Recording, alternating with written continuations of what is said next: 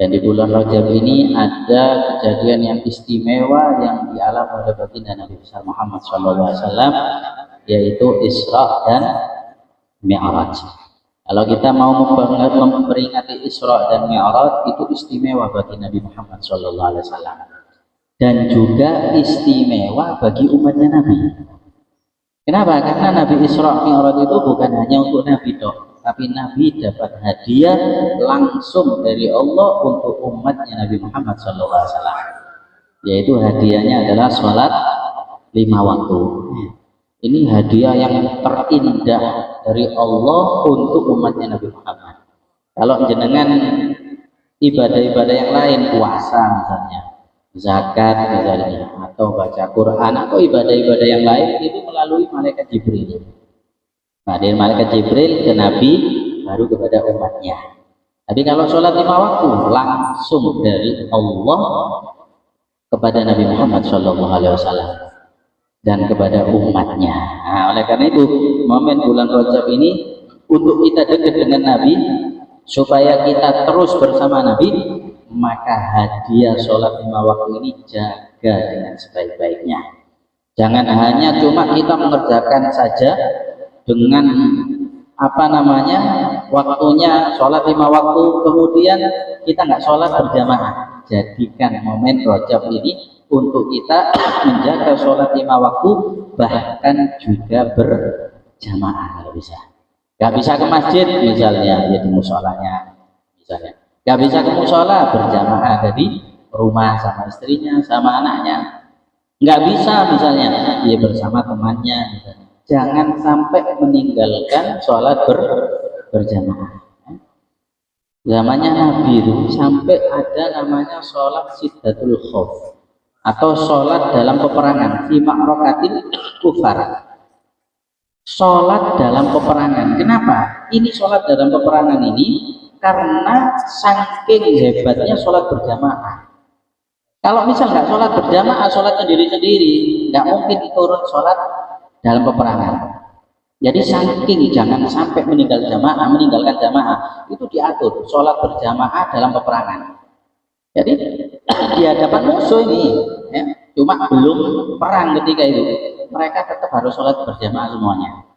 Saking pentingnya itu sholat berjamaah. Makanya sampai dalam hadis yang agak panjang dikatakan, man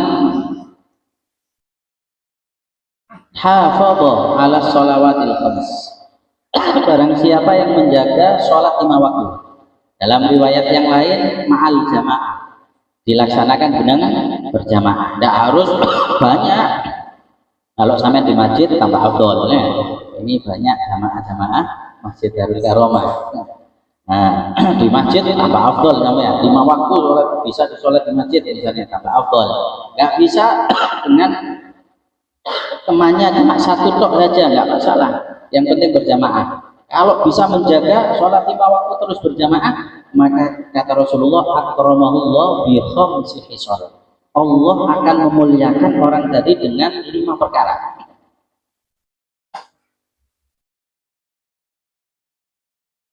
Akan dimuliakan dengan 5 perkara. Ini janjinya Nabi, ya, pasti. Apa yang pertama? Yurfa'u anhu dhikul aish. Orang tadi akan diangkat dari kesusahan hidup di atas dunia. Hidup di atas dunia pasti ada kesusahan, ada masalah. Tidak mungkin orang hidup tidak ada masalah.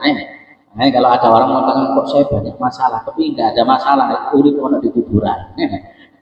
Tambah ditakoni malaikat. Nanti di atas dunia semua ada masalah. Sing durung rabi masalah, sing wis rabi yo masalah, sing duwe anak masalah, nggak duwe anak yo masalah, pasti ya kan ada masalah. Nah, cuma ketika seseorang menjaga sholat 5 waktu dengan berjamaah, maka insya Allah Allah akan memudahkan ketika ada masalah, ketika ada ini dan itu, Allah akan memberikan jalan keluar. Yurfa'u anhu dhikul aish. Ya, orang kalau kepingin lamas ya, itu kan kepingin kadang bukan menghilangkan masalah, tapi ingin ngelalek no masalah. Tamasya mari mulai susah mana ya? Susah mana? Kenapa? Karena masalahnya nggak hilang gitu loh. Tapi kalau sholat 5 waktu berjamaah, Allah sendiri yang akan menghilangkan, yang akan memberikan jalan keluar. Yurfa'u anhu dzikul ais. Makanya orang-orang kalau jaga sholat itu kita lihat enak tentrem hidupnya. Ya, kadang orang biasa, rezekinya biasa, pas-pasan. Sholat 5 waktu di masjid jamek, kadang kita lihat subhanallah nikmat gitu. Zuhur, asar, maghrib, isya, subuh berjamaah di masjid. Hidupnya enak tenang. Kenapa? Mendapatkan pertolongan dari Allah Subhanahu wa taala. Itu ketika di atas dunia. Ketika dia meninggal dunia dikatakan yurfa'u anhu adzabul qabri. Allah akan mengangkat bagi orang tadi azab kubur. Siksaan di alam kubur akan diangkat oleh Allah Subhanahu wa taala bagi orang tadi itu. Selamat di alam kubur. Di kubur itu imma raudhah min riyadil jannah au kufra min kufarin nar. Bisa jadi di alam kubur ini kebonan surga, bisa jadi menjadi jurang daripada api neraka. Dan penentu daripada keselamatan orang tadi di akhirat itu pertama di alam kubur. Awwalu manzilin min manazilil akhirah. Tempat pertama kali di akhirat itu yaitu di alam kubur. Faman najah fama ba'dahu aisar. Kalau di alam kubur dia selamat, terus dia akan mudah. Alamul mahsyar selamat, alamul mizan selamat. Kemudian di sirat dia selamat sampai masuk surga Allah Subhanahu wa taala. Tapi kalau di alam kubur dia nggak selamat, maka tambah bahaya sampai nanti masuk neraka Allah Subhanahu wa taala. Orang yang menjaga sholat 5 waktu dengan berjamaah istiqomah, maka di alam kubur akan diselamatkan sama Allah Subhanahu wa taala. Setelah itu wa yu'tihil kitabahu biyamini. Dia akan mendapatkan buku catatan amal dengan tangan kanan. Menunjukkan kalau dengan tangan amal dengan tangan kanan maka dia menjadi orang yang selamat. Banyak kebaikannya berarti. Karena dikatakan fa'amma man utiya kitabahu biyamini, maka dialah orang yang selamat. Barang siapa yang dia mendapatkan buku catatannya dengan tangan kanan. Tapi kalau mendapatkan buku catatan amal dengan tangan kiri atau miwara'i dhahri, maka dia adalah orang yang celaka. Kemudian yang keempat, wa yamurru ala sirat kalbarqi. Dia akan melewati sirat itu seperti kilat cepatnya. Sirat itu dikatakan dalam hadis ada minas sa'ra wa ahaddu minas sayf. Jisrun mamdudun alamat di jahannam ada minas sa'ra wa ahaddu minas sayf. Yaitu jembatan yang sangat panjang, kemudian di tengah di bawahnya ini neraka jahanam. Jadi kalau jatuh wassalam biasanya. Lek Suramadu kan jatuh nang banyu lek iso nglangi ya enak. Iki tuh banyu mana ngene jatuh wassalam Ustaz. Alamat ini jahanam, neraka jahanam tempatnya. Lah jembatannya ini ada kuminas sa'ra lebih kecil daripada rambut, wa ahad kuminas sayf lebih tajam daripada pedang. Kalau akal-akalan nggak mungkin ada yang bisa selamat.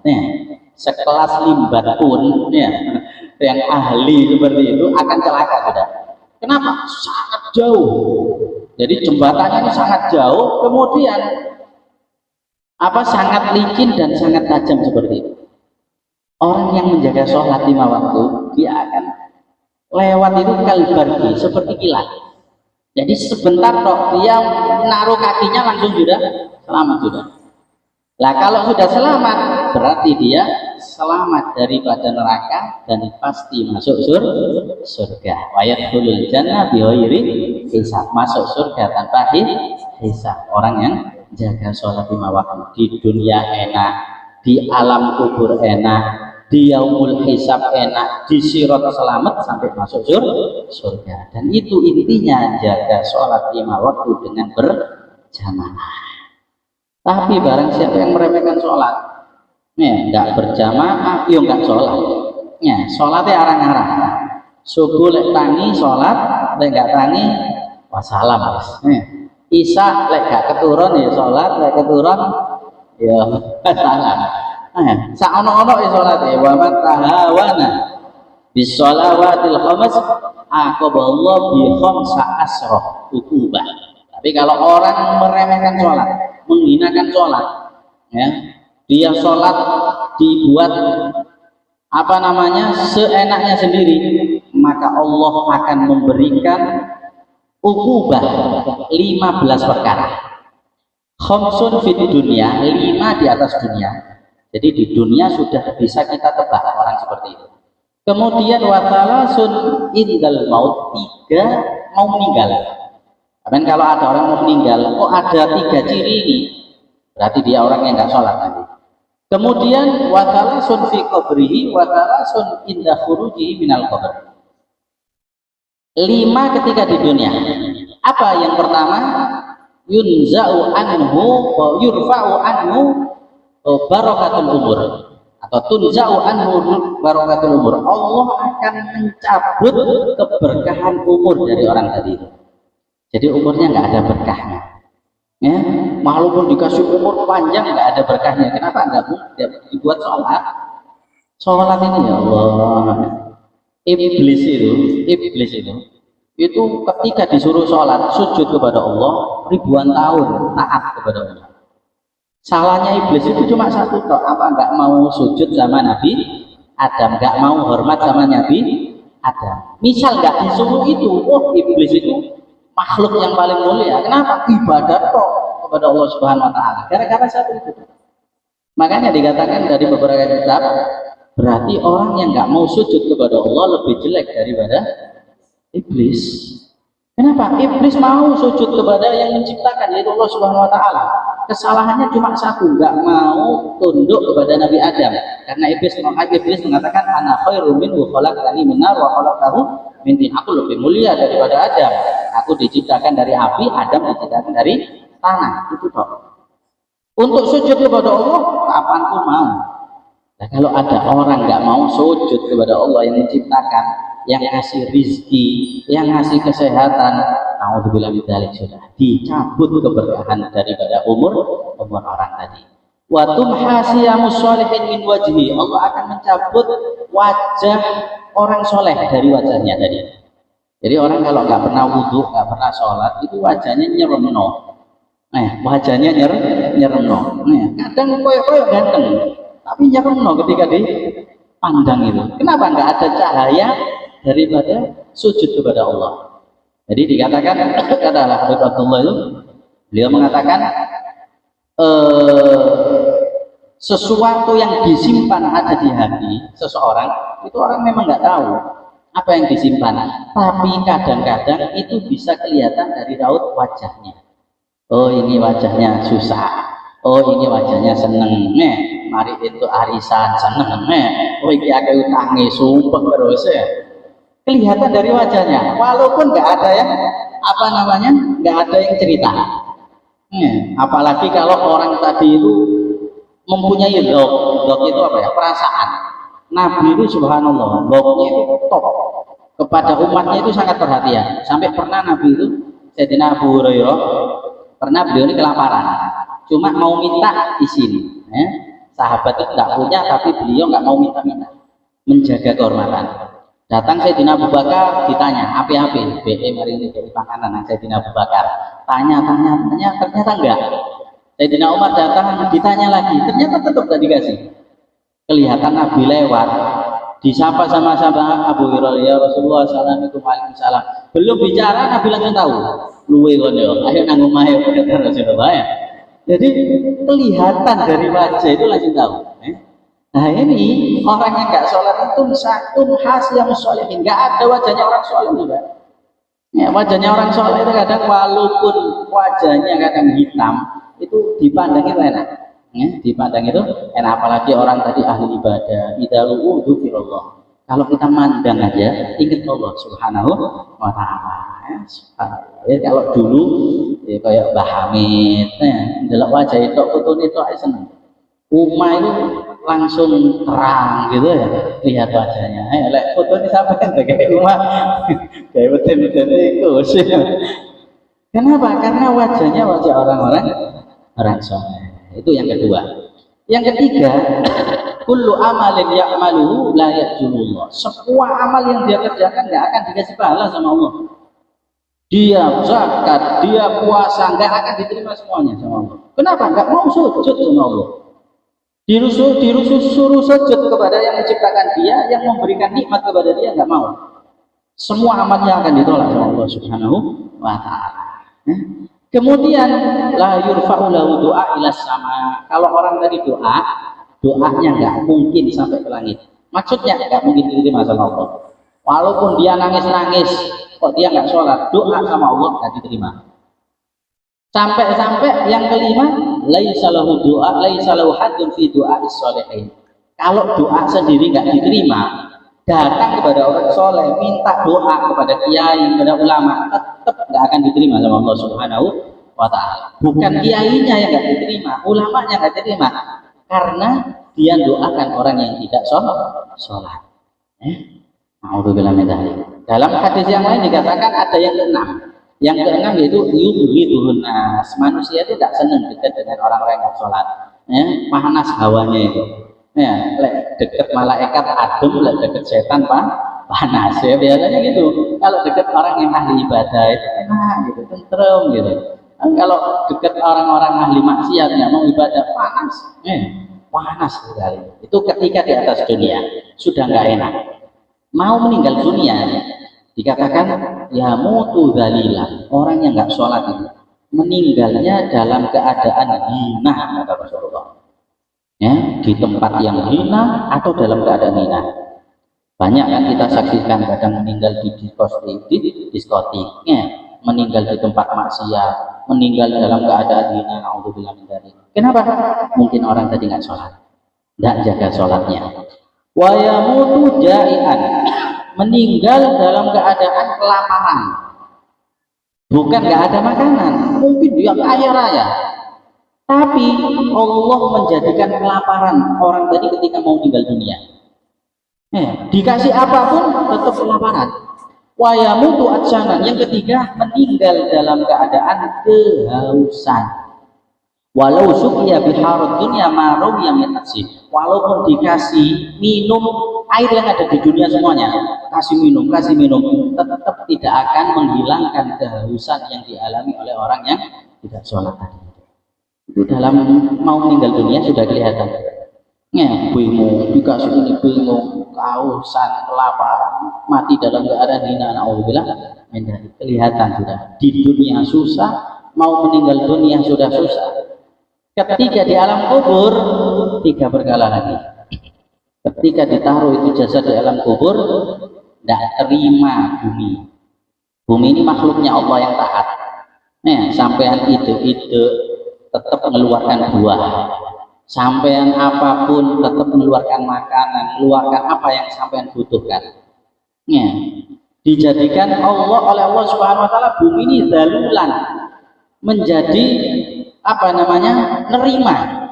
Mau kita buat apapun menerima. Padahal kalau mungkin bumi ini bisa seperti manusia, orang yang maksiat itu mungkin langsung dilahap sama bumi. Ide-ide aku maksiat, tak amplok mungkin kata bumi. Ini orang yang nggak sholat, ketika ditaruh jasadnya di dalam bumi, langsung yubayyak halil qabr hatta tahtali'a adla'uh. Diriwayatkan jasadnya ini langsung dihimpit oleh bumi tadi sampai berkeping-keping, hancur itu jasadnya. Jadi kait ditaruh langsung hancur itu jasadnya, gara-gara bumi nggak terima terhadap orang-orang yang nggak mau sujud kepada Allah Subhanahu wa Ta'ala. Makanya dikatakan inna aradnal amanata 'alas samawati wal ardi wal jibal fa abaina yahmilnaha wa asfaqna minha wa hamalaha al-insan. Allah itu ngasih kepada bumi, kepada langit, kepada gunung untuk memegang amanah. Mereka nggak mau, takut. Manusia yang mau memegang amanah. Kalau dia mau taat, berarti akan menjadi seperti malaikat, bahkan lebih. Kalau nggak taat, maka seperti hewan, bahkan lebih jelek daripada hewan. Kemudian yang kedua, yuqadu alainar, ya, dalam kuburannya tadi akan terpancar api yang sangat panas. Jadi sebelum dibakar di api neraka, di dalam kuburnya sudah terbakar. Dan ini banyak yang mensaksikan, kadang dalam hadis, dalam banyak, ya. Kadang diceritakan ada perempuan, dia ini bukan nggak sholat, tapi sholatnya mesti diakhirkan. Jadi waktu ini mau habis baru sholat. Misal sholat zuhur 2 rakaat di waktu zuhur, 2 rakaat di waktu asar. Jadi zuhur asar. Nah, asar di akhir 2 rakaat di asar, 2 rakaat di maghrib. Senangnya mengakhir-akhirkan. Ya, makanya fawailul lil musallin alladzina hum an sholatihim sahun. Sahun ini bukan lupa nggak sholat, enggak. Sahun ay an waktiha, takhiri waktil sholat, mentakhirkan waktunya sholat. Itu ketika dikubur, ya, ini sering kita dengar. Kakaknya ini ngikut ngubur ketika itu. Ketika sudah tanyanya dibrok semuanya, kakaknya ingat kalau ada dompet atau sesuatu yang berharga sepertinya jatuh. Sebentar kok ketika itu langsung digali lagi. Belum sampai jasadnya daripada adiknya tadi, api yang sangat panas menyambar daripada kakaknya tadi. Nangis langsung kakaknya tadi. Ditutup lagi, dia pulang tanya sama ibunya. Wahai ibu, adik ini apa perbuatannya dulu? Bingung ibunya. Apa? Saya tadi diceritakan kuburannya belum lama sudah api yang sangat membakar daripada jasad adik. Ternyata diteliti-teliti adiknya ini senang mengakhirkan sholat. Nah, itu mengakhirkan sholat kok itu. Apalagi orang yang nggak sholat. Kemudian yang ketiga, maka di situ Allah Subhanahu Wa Taala akan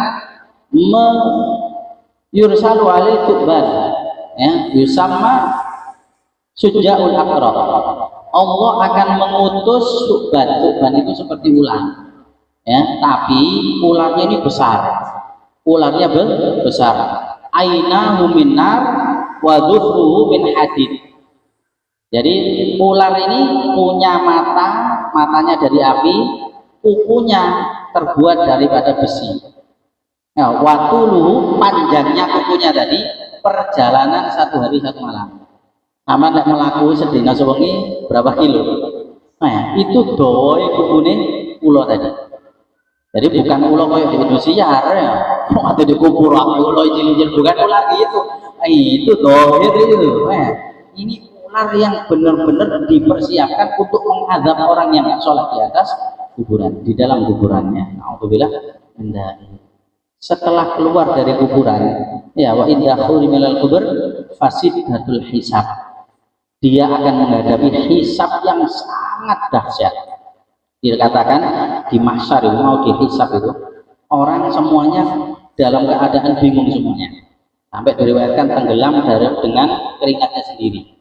Sampai ada riwayat orang kafir itu ketika saking dahsyatnya dihisab, dia mengatakan, ya Allah, saya nggak usah dihisab ya Allah, langsung masukkan neraka aja biar aman katanya.